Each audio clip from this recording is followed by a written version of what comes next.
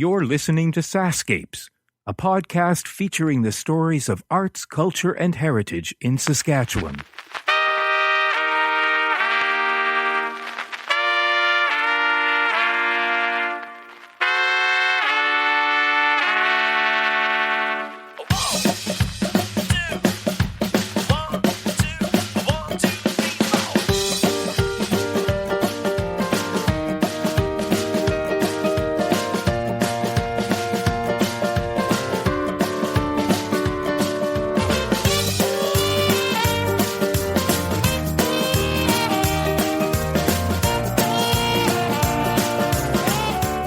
Welcome to the Happy Nun Cafe in Forget, Saskatchewan, and welcome to the first live SaskScapes Story Slam. Now, do yourself a favor. Go to thehappynuncafe.com website, browse the menu, and then go immediately to one of Saskatchewan's best restaurants and my new favorite destination. Katie Vinge carried on the tradition of the cafe from its original owners and has infused it with her own energy and culinary talents. What a great night of amazing food and an unforgettable story slam experience with some very moving stories from participants.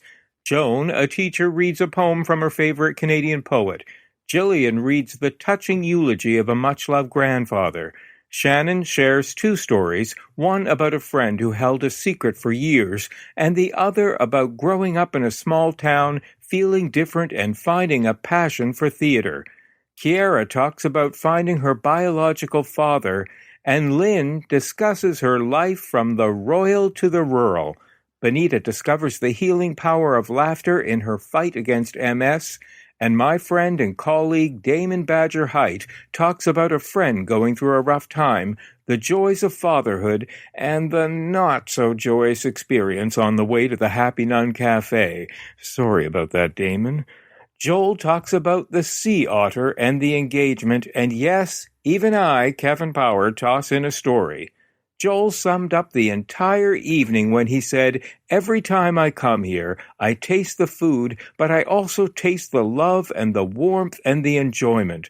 We're so lucky to have a place like the Happy Nun Cafe to come to."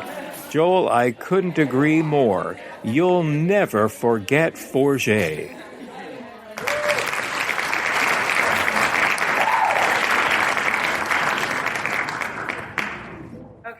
So my name is Joan, and when Kevin was talking, I have a favorite poet. Her name is Sherry Fitch, and she's a Canadian poet from Nova Scotia, and she wrote a poem on her blog called The First Day of School. And I'm a teacher. I've been in education for a long time, and when Kevin was talking about his grade 1 teacher, it made me think of this poem. And it's called First Day of School, and it goes like this. Here, take my child. He has a fistful of crayons, is ready to begin, to enter the halls that smell of chalk dust and lemon oil.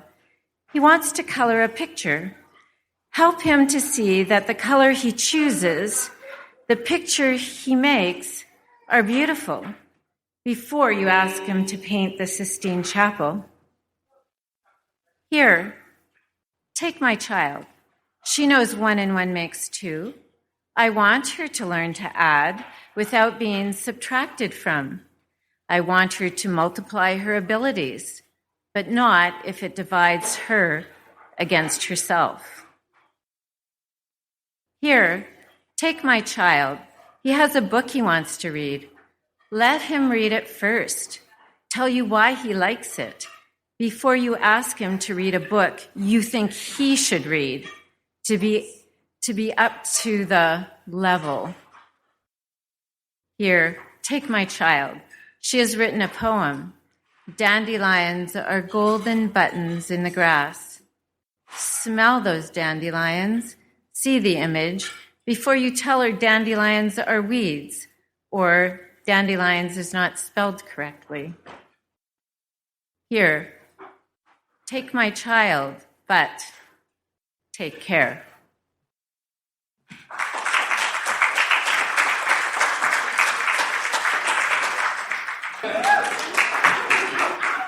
Hello. My name's Kiera, and I'm here for my birthday. Thank you. I am nervous, but I'm sure that'll go away. I'm going to tell you all how I found my biological father, because I think it's a cool story. Right? Okay. I was born in Germany on Hahn Air Force Base. My mother was in the military, and she was just finishing her 4-year contract, I think, is what they're contracted for.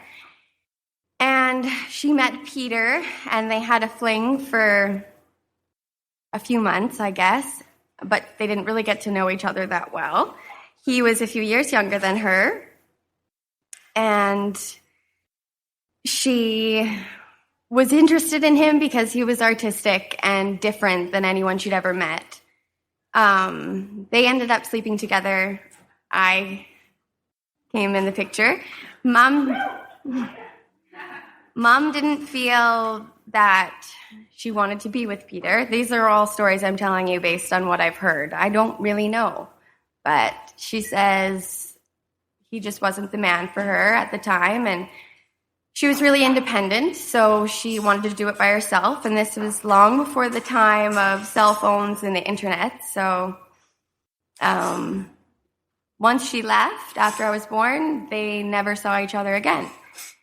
And Mom ended up, she was from North Carolina, she ended up moving to Minot, North Dakota, and going to school, and her mom moved down to help raise me. And my father, who raised me, Ed McMillan, that's my dad, he was playing hockey in Minot, and they met and fell in love, and she moved up to Canada, and he adopted me by the time I was 2. So I'm thinking around age 10, 11, 12, I started asking, because Mom was always very upfront about Ed not being my real father, but I made the decision that he was my father. And she told me what she knew, which was a name, and that she thought he was from New York originally, but wasn't sure. So I started looking. I think once Facebook came out, I would have been in grade 12.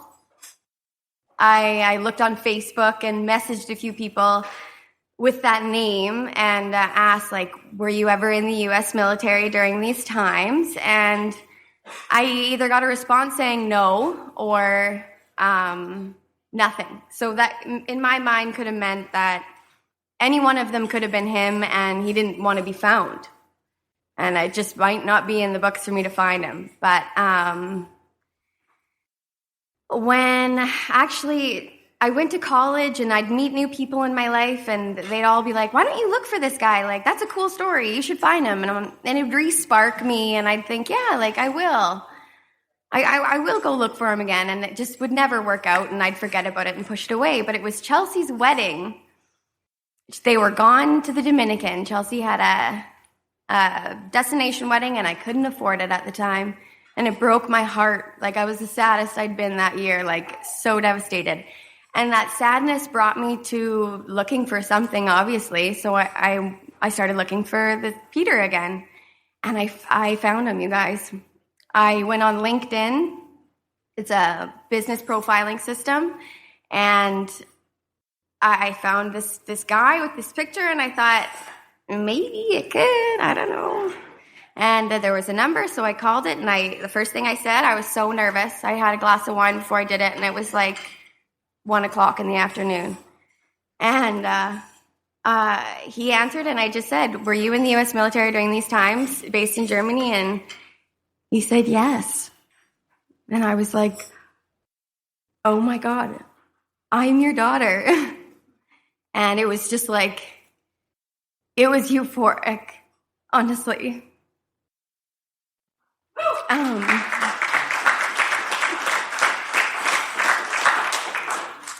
We talked for about 20 minutes, like word vomit. And like my first thing, as weird as it might be, I was like, oh my God, do I have a sister? because I've got two brothers, but I have a sister. And Peter came just this summer, and we met for the first time. I picked him up at Minot Airport, and I look a lot like him. And he's a super cool, super chill guy, and I'm just so grateful. And I'm so grateful for these people, and thank you for letting me talk. I can't believe I cried.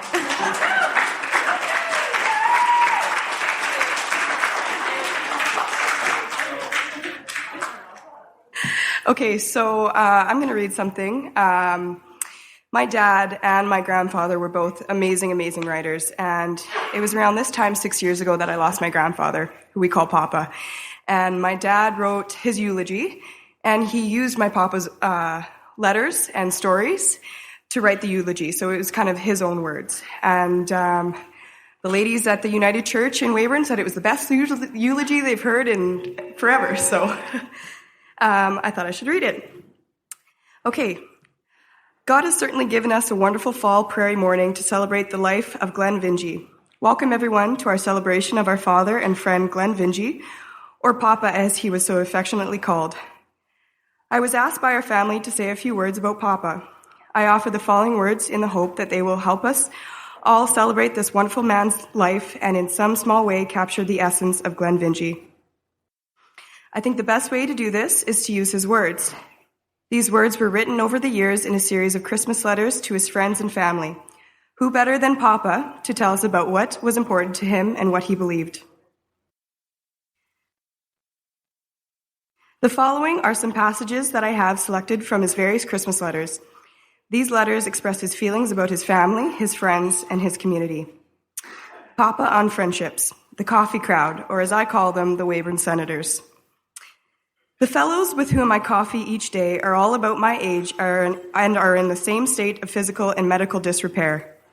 Years ago, our conversation centered around such topics as gas mileage, mechanical problems of our respective cars, car performance, and what a deal you had on your last car purchase.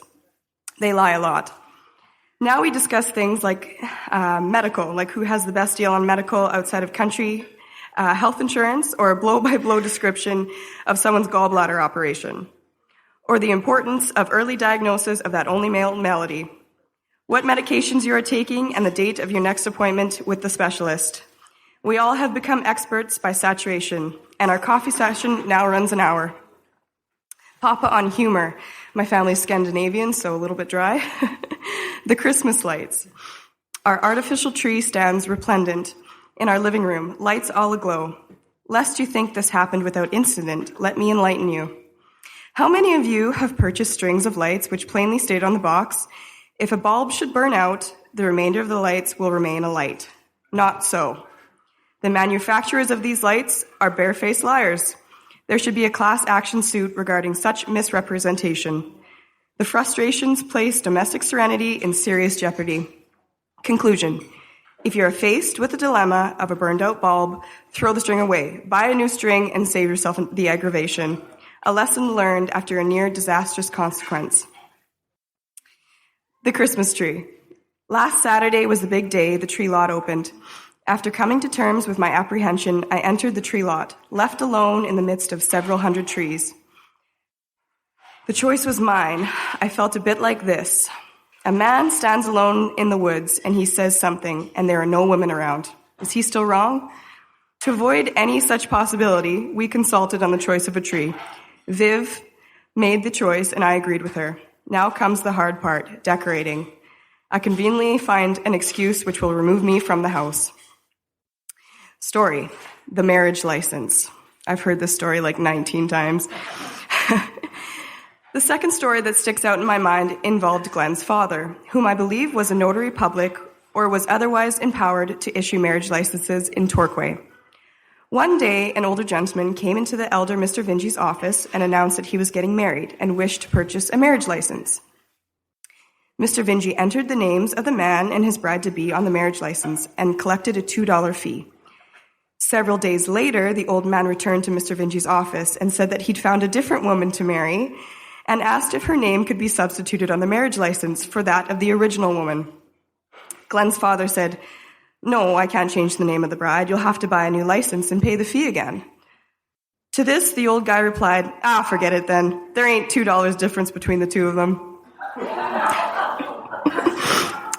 Papa on faith. Salem Church, Lutheran Church south of Torquay. Subsequent to our winter visit, we made another trip to Salem Church in July of this year. We were invited back to participate in the rebirth of a church that had deteriorated severely due to neglect and the ravages of time. Two community men, Gordon Kaminen and Ole Tenold, sons of pioneer parishioners, took on the monumental task of restoring the grace and beauty of this landmark church. These two men, obviously imbued with the spirit of their forefathers, along with a community who were likewise possessed, transformed this house of the Lord and gave it back the respect and dignity it deserved. During the dedication ceremony, I listened to the choir, accompanied by an ancient pump organ, in a church whose interior would closely resemble the interior some 85 years ago. My imagination sent me clear visions. I was looking at my grandfather, Axel Vinge, conducting the choir. I was looking at the altar, a thing of beauty, crafted with rudimentary tools by men with inherent abilities. I saw Mother and Dad standing together on the step of the church at their wedding ceremony in 1916. On and on, these visions appeared. Nostalgia is a wondrous and blessed occurrence. We thank Ole and Gordon for providing the infectious spirit which gave the impetus to bring this dream to completion. Papa on family.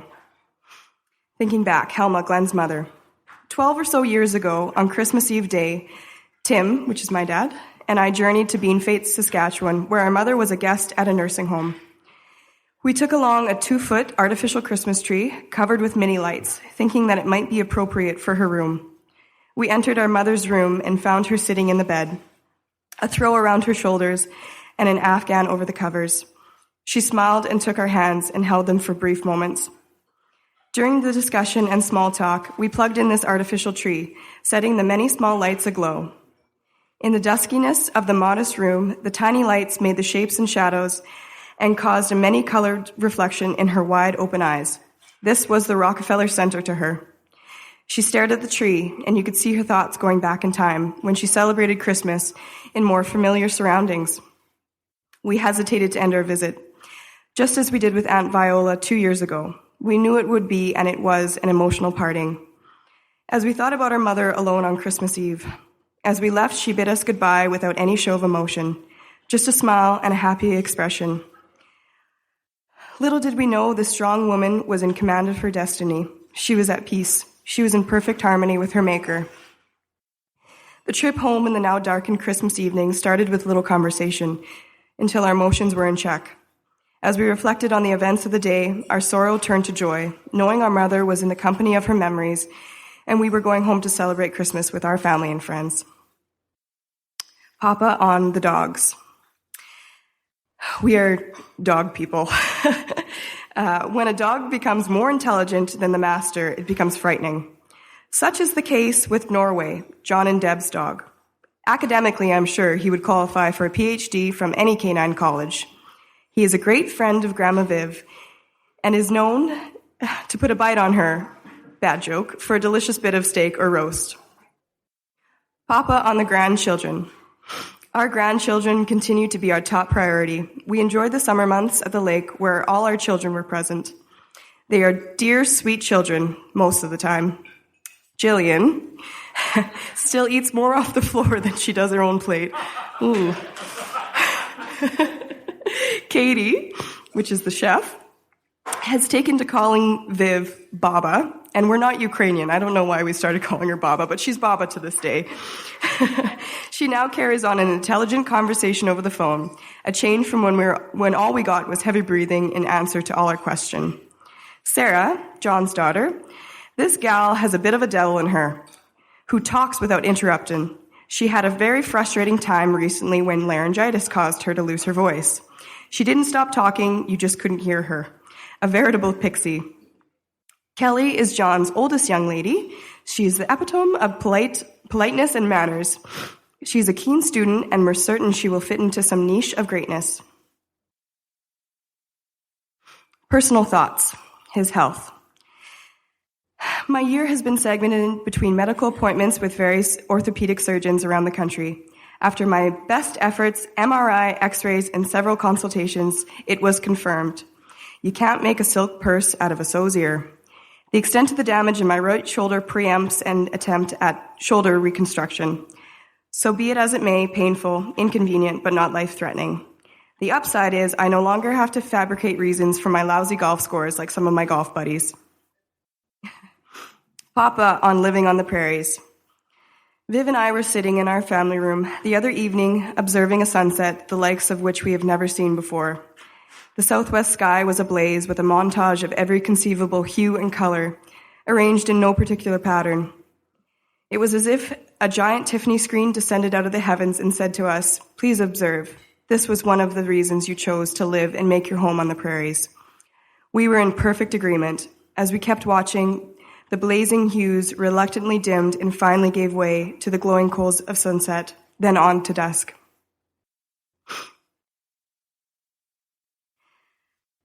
Closing remarks. To close, I have selected a few passages from a sermon preached by Ross D. McMurtry at the Grace United Church on May 31st, 1970. The sermon was called Death, Life's Last Ventures. Ross discusses death in several passages from his sermon.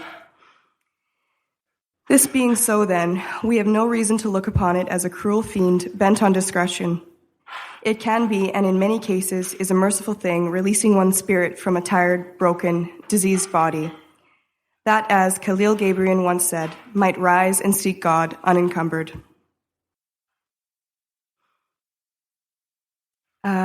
My dad's final comments. As an ecologist, I tend to explain how complicated ecological systems function. There is function and pattern everywhere we look. I would like to finish with a bit of an analogy to nature. Forest fires are often viewed as the end to the life of a productive forest. When a forest gets old and stops growing, trees decay and fall over. Many of the ecological processes slow down. Then along comes a forest fire, consuming everything in its path. We now know that the fire is part of the forest life cycle. It renews the forest and allows the cycle of life to occur once again. I've noticed that when the trees are injured and dying, they will put all of their energy into producing one last seed crop. These seeds represent the start of the next forest. I would like to suggest that Father is like the old tree. The seeds that he has left behind, upon his passing, represent renewal for each and every one of us.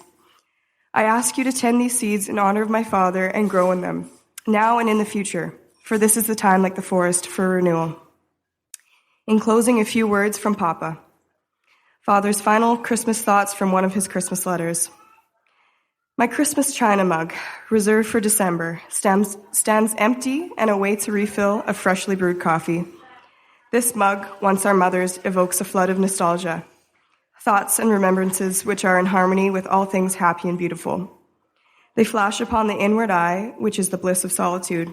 I hasten to add, you, as well as family and friends, departed, fill the pages in this album of A Christmas Past and Present. Thank you.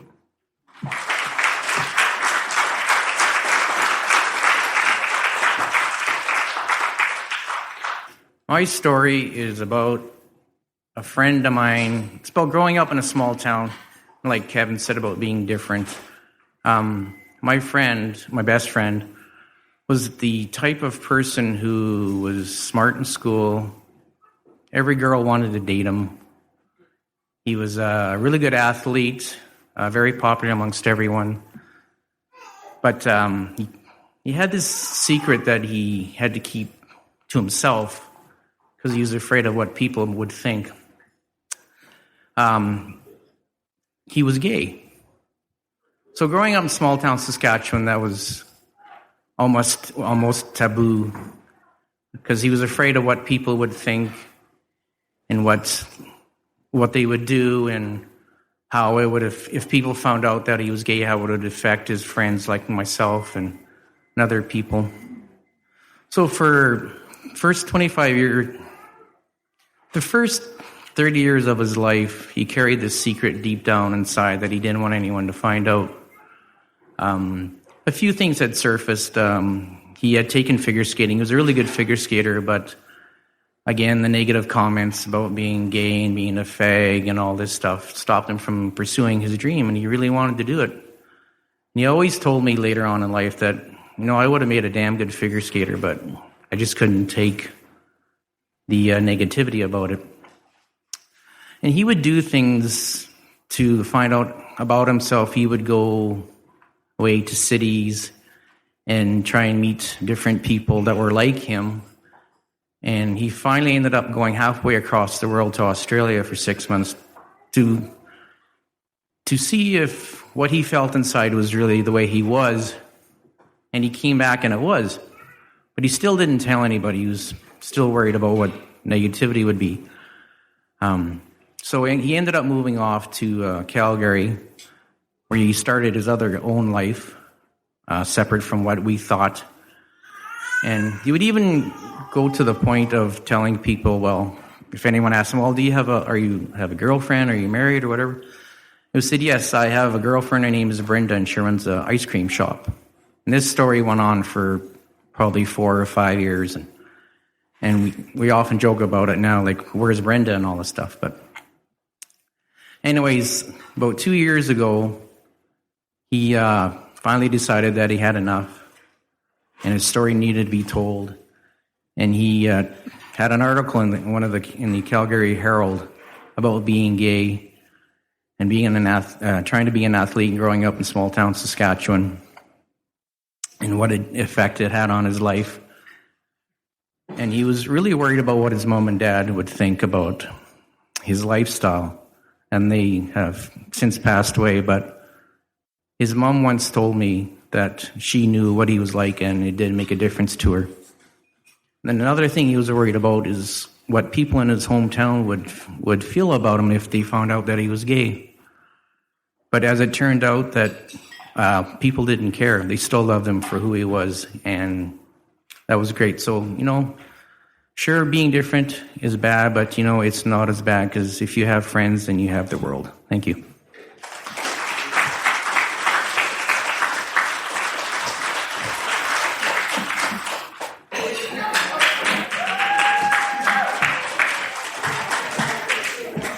You girls better be happy. My name is Benita. In 2007, I found myself laying in a bed in a hospital room, waiting for the doctor to come in to tell me what was going on. I had been in and out of the hospital for 7 months, and the doctor came in and told me finally that it was MS.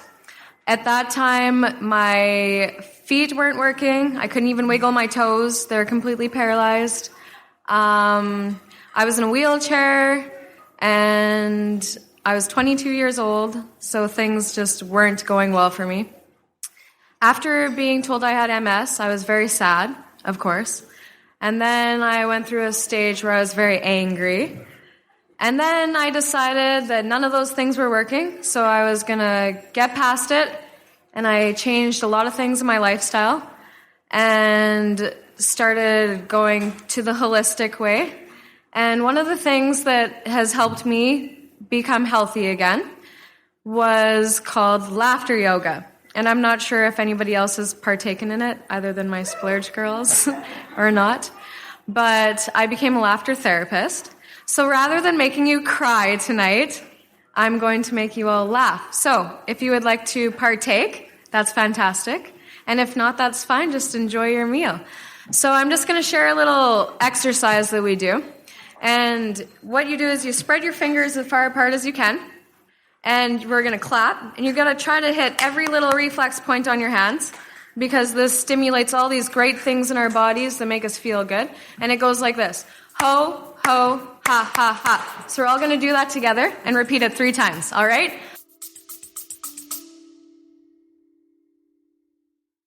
Hey, it's Kevin.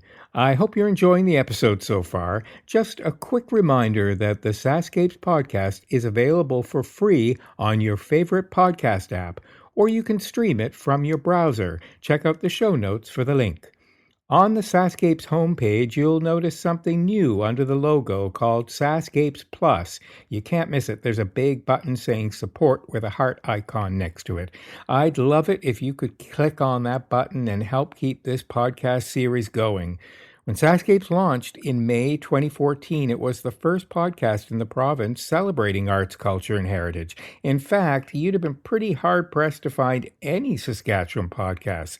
So I'd like to think that we paved the way. It's been because of your support that this podcast is now in its 9th year. Okay, that's it. Enjoy the rest of the episode. Ho, ho, ha, ha, ha. Ho, ho, ha, ha, ha. Ho, ho, ha, ha, ha. And after that exercise, you always pretend to be a kid and you go, yay! Okay, fantastic. So the first little exercise that we're going to do, and probably the only one, because I'm going to go back and enjoy my sangria, is we're going to make milkshakes together. So everyone can stay seated or you can stand up. I'm going to stand up. I'm used to standing when we do these things. So what you're going to do is you're going to put out your left or your right arm. And we're going to fill it with whatever. How about that carrot cake? Shh. Anybody else? Sangria. Angry Orchard. Yeah. Anybody else? Pumpkin Brazil. Why not? One more. Okay. Fantastic. Next, we're going to shake it up. So the next part is the tricky part. You have to tip it back, and you just have to laugh. It doesn't have to be real. It doesn't have to be fake. However it comes out, your body doesn't know the difference. So that's what's fantastic about it. So let's tip it back and laugh.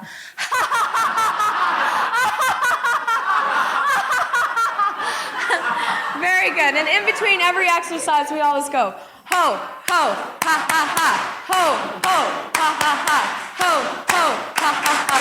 Yay! Thank you.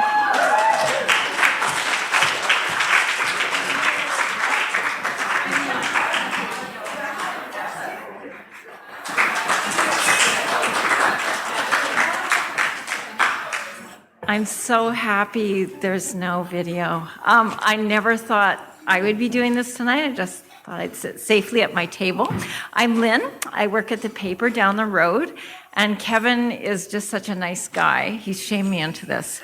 And so I'm kind of white-knuckling it up here. But I actually grew up in Carlisle. And like Kevin, family reasons brought me back here. And after about 30 years in Calgary, in about 2 weeks, I just packed up my life and came back.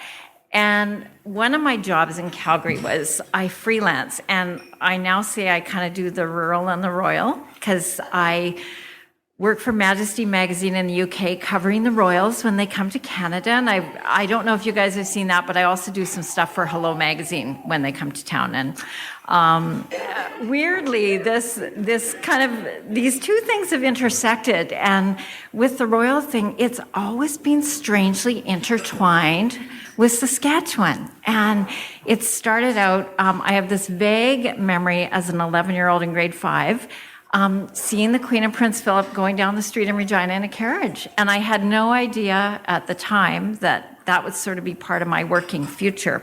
But I just scribbled a few notes, so this is kind of a strange stream of consciousness. But one of the things was my very first kind of covering a royal visit actually was in 1989, back when Andrew and Sarah were still happy and no one knew at the time, but she was expecting, and they came to Saskatchewan, so I covered that one. And most of them have been here. And one kind of neat story, and it's this weird intersection again, was a young lady from Carlisle. Prince Edward was in Regina. It was one of the gazillions of visits he has done. And Connie Jo was sitting next to him at lunch. I peeked at the place cards before she came in, and I talked to her after. And they were translating. They were talking to him. And he said, you know, what do you like to do, young people, in your spare time? And they said bar hopping. And he was just like, what's that? And then they finally, clubbing. So anyway, and 2005, it's kind of the second time I've met her, name dropping, but I met the Queen at 2005 here in Saskatchewan at the Hotel Sask, and she actually talked for quite a while. She was super, super relaxed, and she's very professional, but that's not always the case, and they like it here. and she talked about horses for a long time. And oddly, that visit, this is alarming, and I don't want to mention this guy's name, but we kind of all know him as Canadians, Google Trenton, but that's probably, to my knowledge, the closest I've been to a serial killer, because her Canadian pilot, was that bad colonel. Anyway, But one neat thing that visit, and this is another kind of cliched Saskatchewan thing, was Brett Butt. In Saskatoon, they had a big sort of gala, and Joni Mitchell performed and all these fabulous kind of Saskatchewan performers. But Brett Butt, after they would kind of parade them in front of us so we could ask them stuff. And I thought, well, what would I ask? So I just thought, I said, like, what would people in Dog River say to the Queen, kind of on behalf of Saskatchewan? And he kind of thought, and he said, and I can't do it, of course I can't, but he said something about, well, we're really proud of you for getting your head on the money and everything, but don't let your head get too big. And that was kind of that. But now it's kind of, there are protocols here I have to learn. And when I first came here, and I actually had to Google tonight, when is the Banjo Bowl? I've had days going to work where I've looked around and it's that Twilight Zone moment when I'm walking to work in Carlisle, and I just think, I'm not wearing green. It's game day. And people have been super nice, because I was a total nerd growing up in high school. So people are very nice. And I mean that when I come to their quad rallies, or I have to ask, what's a side-by-side, or, things like that. And I've done curling, and it's been a great thing. So I kind of talk about it as getting my Sasky stripes. I always think, I've earned another badge. I've got my Sasky stripes. So tonight, Kevin, I'm looking for my badge in the mail. So thank you all, and I'm going to get off this stage. Thank you.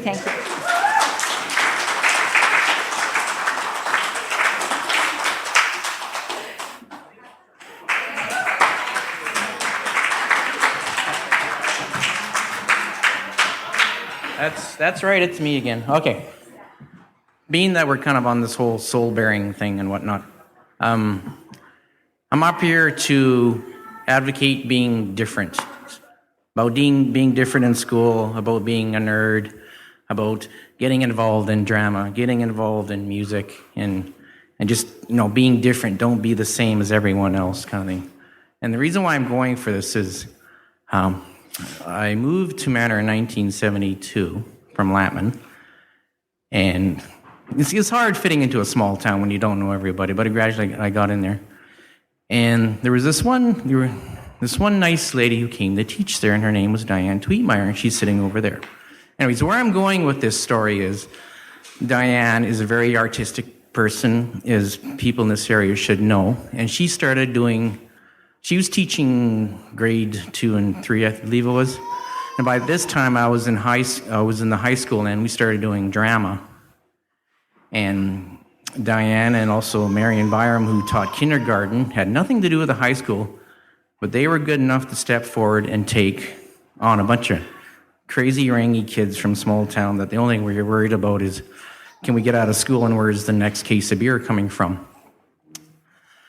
So we made it through high school. We had lots of good times, and we decided to start a drama group after high school. So in 1986, we formed Cornerstone Theatre. And there was this other nice lady that's sitting at the table who was new to town, and she decided to come out for one of our plays. And the only part that we had left over is she had to play a man. And she ended up playing the butler. So we got to know each other. We started doing plays and whatnot. And then we decided to do a rendition of The Mousetrap by Agatha Christie. And Joan and I, we played a husband and wife. And we weren't married at the time, barely knew each other. So the way the play opens up is my character, being the husband, would come in, and he has a present for his wife, and he has to hide it. And then the wife comes in and gives her husband a kiss on the cheek. Well, every time that Joan came in and she would kiss me on the cheek, I would completely forget all my lines. To make a long story short, we ended up dating, we got married. But the whole reason why I'm going with this is, if it wasn't for the whole getting involved in drama in school and deciding to not be like everybody else, to do something different, I never would have met my wife. So the message that I'm trying to convey is go out there, be different. Shout from the rooftops that yes, that you want to be different, that you want to be a musician, you want to be an artist, you want to be this, you want to be that. Just don't be afraid to go out and try things, because you never know how it ends up. Thank you.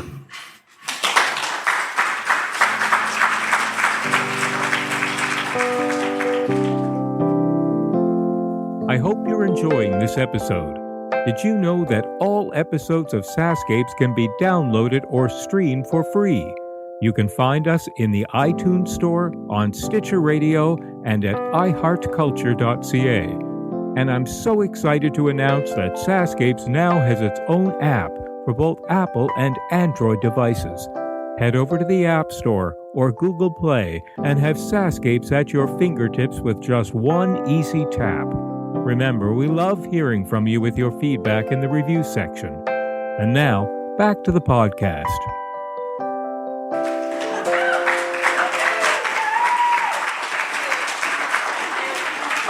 You guys have been so overwhelmingly honest and talking from your heart that I would be a fraud if I didn't tell you the story that I really wanted to tell you, although I did want to tell you that other one.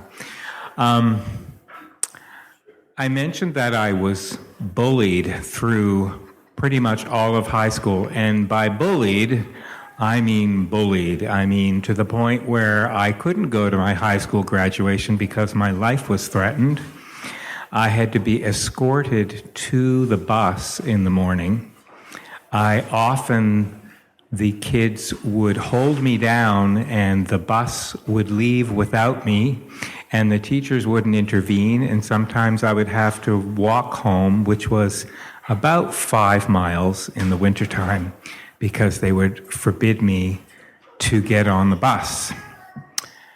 So that was pretty much my life for most of my schooling years, except for one. In grade 4, I had a teacher who I'll call Miss K.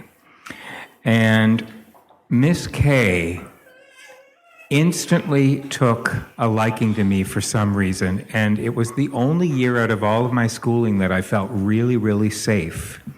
She held me in the highest regard. She always put me at the front of the class to lead in song. She made me the editor of our first paper. We raised money and took a trip to Truro, Nova Scotia by train. And on the way back, she had everybody count the amount of money that they had left over based on what they brought with them. I think maybe I brought $4 with me. It was a long time ago. $4 was a lot of money. And I had the most amount of money left, which really means I'm cheap. But she introduced the word frugal to us all and had me stand up on the train on our way home and said, Kevin is what we call frugal because he has managed to not spend all of his money. I'll never forget that. And Alison did something very radical. She put all of our desks in a circle, and you did not do that in the school that I went to. You kept your desks in a row. That's the way it was done. That's the way it was always done. And she put it in a circle so that we could all see each other. And every day she read us a chapter from C.S. Lewis's The Lion, the Witch, and the Wardrobe, which to this day, the Chronicles of Narnia remain my most favorite book series of all time, and I attribute that to her. In fact, I wanted to write a letter to C.S. Lewis, and I was devastated when I found out he was dead. So that year with Miss Carlson was the only year that I felt safe. And at the time, I didn't really know why she looked out for me so much. So I went through school, and before I even knew what the word was, the kids were already pegging me as gay. And that's likely why they beat the crap out of me. And then I spent about 25 years as a Bible-thumping, born-again Christian, because that's a really good place to hide when you're gay. And so that was a large part of my life.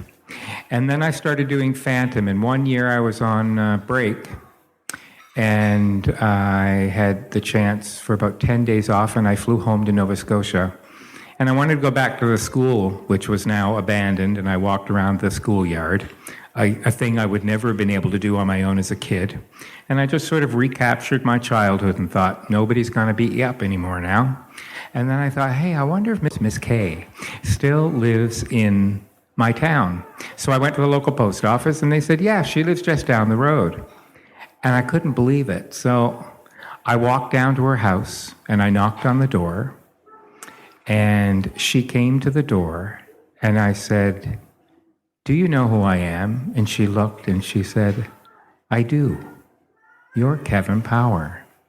And I said, my God, how would you know? And she said, I just knew. She said, come in. So she invited me in for tea. And I took her by the hand and I said, I want you to know that if you ever wondered whether you made a difference to anybody's life, please know that you were the difference between me surviving my school years, knowing that I had that 1 year and not. So thank you so much for that. And just as I finished saying that, her front door opened, and in walked a woman, and she said, Kevin, I'd like you to meet my partner, Vicky. And in that moment, I got it. I got why she looked after me. And she said, I knew then, and I knew that you were going to be a special kid that really needed to be protected. And so for that year, I made sure that you were. So we reunited, and it was wonderful. And a year later, I got a phone call from her saying that she and Vicky were coming to Montreal, and I happened to be performing. We had moved Phantom to Montreal for a while. And she was my guest she and Vicky were my guests at Phantom. They sat right under the chandelier, the most expensive seats in the house. And then I brought her backstage, and everybody in the cast knew this story. I brought her backstage, and she stood on stage while the entire cast came out and gave her a huge round of applause. Never in a million years would I thought, when I was in grade 4, that things would come full circle, and Miss Kay would be back in my life standing on the stage with me at the Phantom of the Opera. That's that story.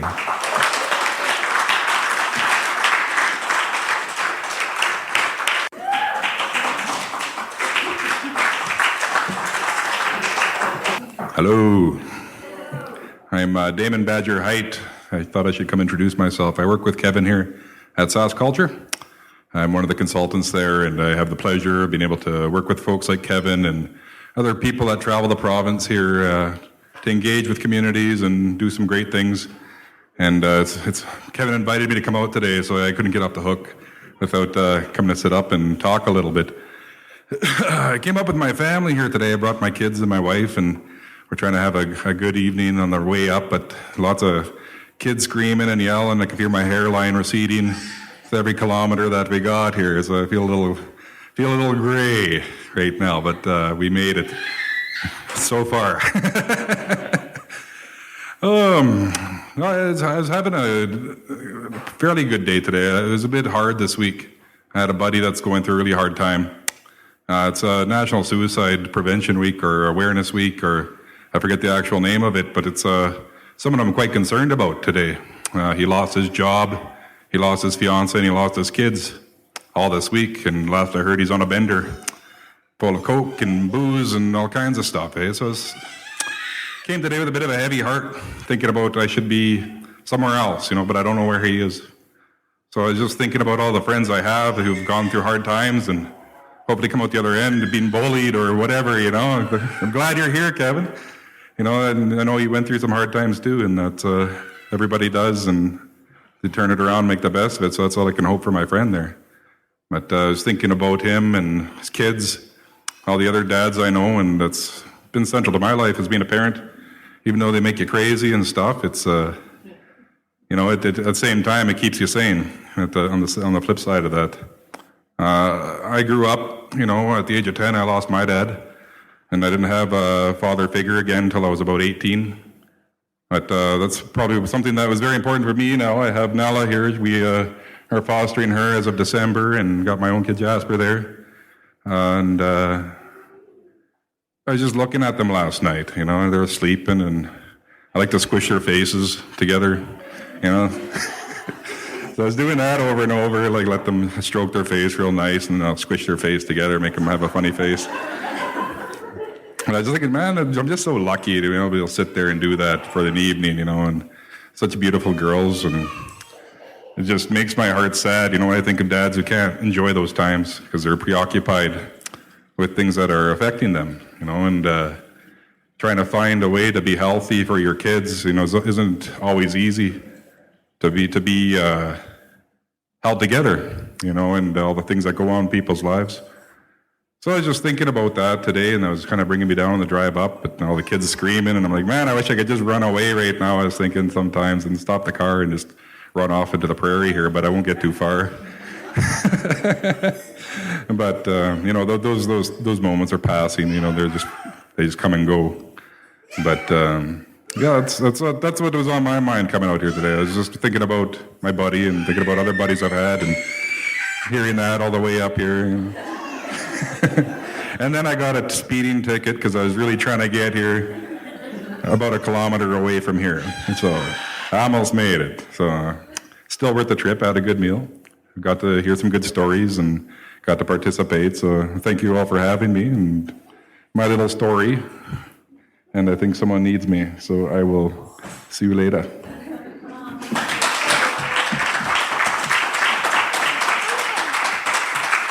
hello. Say hello. Hello.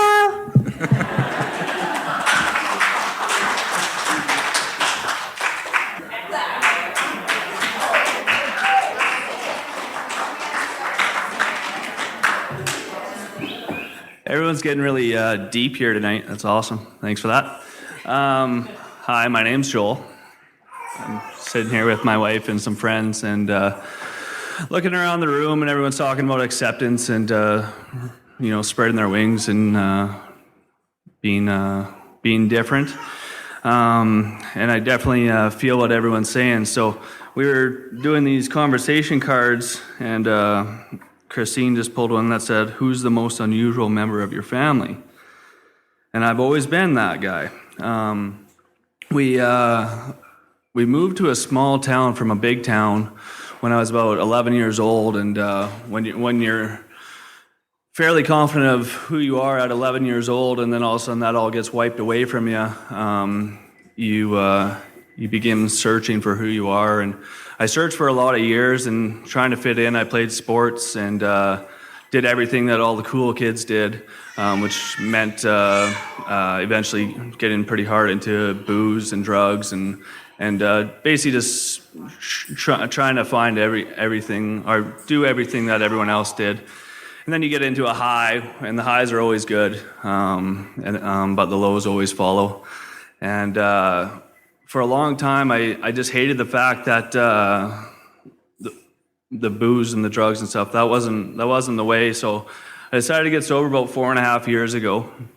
But that course of action really took place about 8 years ago, when I was just tired of what my life was and searching.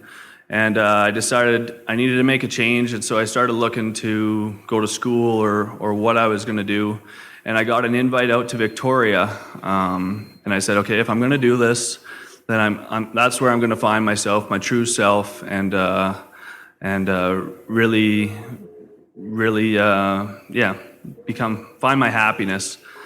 And so I moved out to Victoria, and the first person that greeted me was actually the person sitting here today. He's down here visiting me from Victoria with his lovely girlfriend, Christine. Welcome, guys.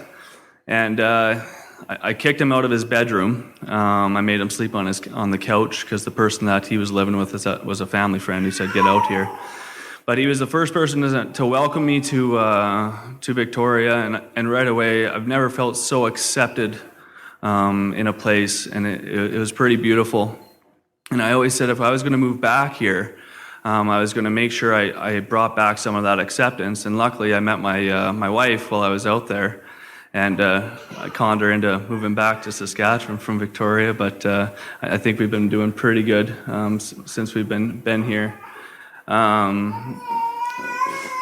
met my wife in Victoria, and I told our engagement story the other day to Greg and Christine, and I thought it was I love the story. It's about a little sea otter.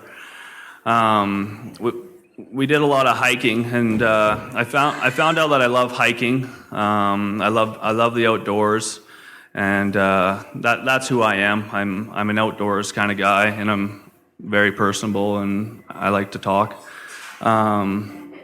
But we went on a hike, and I fell in love with the hike. And we climb up on this hill, and you overlook the ocean, and it's very serene. And I always said, if I ever ask this woman to marry me, this is where I want to do it. So a little while later, I got the courage to do that and the financial means to buy a ring, and we went for this hike. And on the hike, we climb up on top of the hill, and there's like a family of 7 up there, and I was so mad. It's just like, this stupid family. They don't get to be a part of this. Like, who are they? Like, ruining my day. But then I'm also in like just pure panic. Like, what do I do? Like, how do I propose now? Like, that was the game plan. It's over. No, I had no plan B. No plan B. No, of course not. It was all going to work out like life does. And so we start walking down the hill, and I've kind of got my head hung like, what do I do with this ring? Like, she's going to find it in my jeans or something later. So she has her camera out, and so I'm like, okay, well, I'll put it in her camera bag, and that way when she goes to put her camera back, she'll find the ring, and I go, yeah, why not? And I was like, okay, yeah, that's plan B, I guess. Maybe we'll call it plan C and come up with a plan B. And as we're walking, so she's snapping pics, and all of a sudden there's 2 sea otters playing down in the ocean, just down there, and they're playing, and sea otters are cute, so you stare at them for a bit, and they make you giggle. And she stops, and so she's snapping pics, and I never stop moving. Sitting here is really hard. And so I'm also, next thing you know, I'm about 50 yards away from her out on a little peninsula, and I see her attention's taken away from the sea otters, and now the camera's on me. And I go, oh, isn't this cool? She can document our engagement. So I reach back into the camera bag, and I pull out the ring, and I hold it out there, and she's snapping pictures, and then she's zooming in and snapping another picture, and I'm just standing there goofy like, figure it out.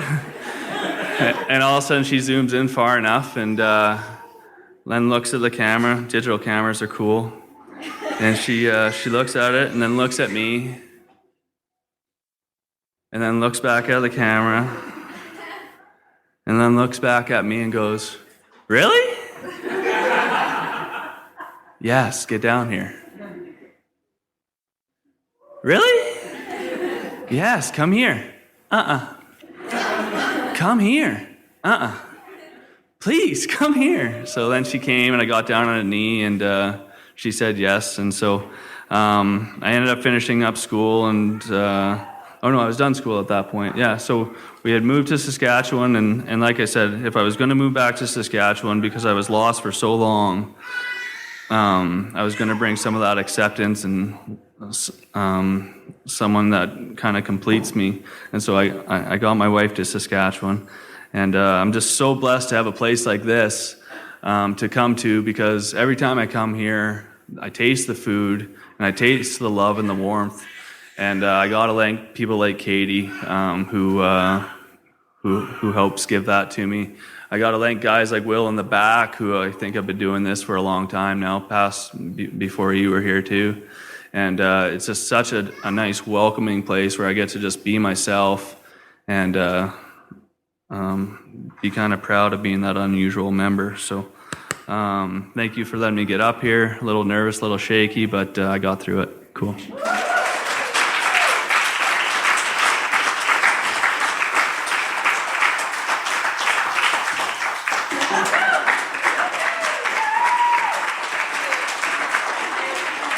Hey, you guys, just because it looks like people are starting to wrap, it's okay if the bourbon didn't prompt another story. If it did, the mic stays on for a little bit. But just before you all start to vacate, thank you so much. I woke up at 2 o'clock in the morning the other morning panicking. I had that fear that you have, when you have a birthday party and you're afraid that nobody's going to show up.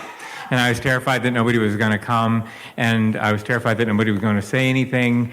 And you've given me enough content, but the content you've given me has far exceeded my expectations. Thank you for being so honest and so open. I would not have expected that that was going to happen. I think it's a testament to this place. When I first walked in here, I realized that this was a really special place, and you guys confirmed that for me tonight. Again, thank you to Katie for a brilliant menu and for that serving staff for just being so delightful for the entire night. What you've done here is just magic. This is Saskatchewan's best kept, well, I can't really say secret anymore because I don't think it is. The only thing now is to get here if you haven't. Thank you all so much. Sask Culture thanks you for being so forthright and participating. Yay! Thanks, everyone.